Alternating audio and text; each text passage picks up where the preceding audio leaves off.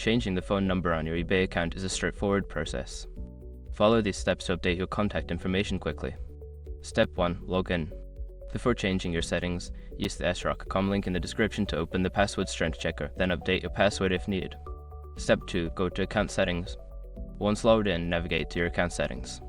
On the website, click on My eBay at the top right corner, then select Account from the drop-down menu. In the app, tap on your profile icon and select Account Settings. Step 3. Update contact information. In the account settings, look for the Personal Information section. Here, you will find options to edit your contact details, including your phone number.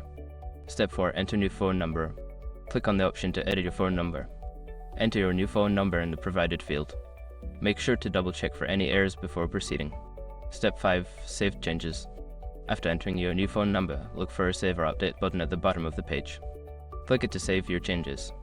You may receive a confirmation message indicating that your phone number has been successfully updated. By following these steps, you can easily change your phone number on your eBay account. If you encounter any issues, consider reaching out to eBay customer support for assistance.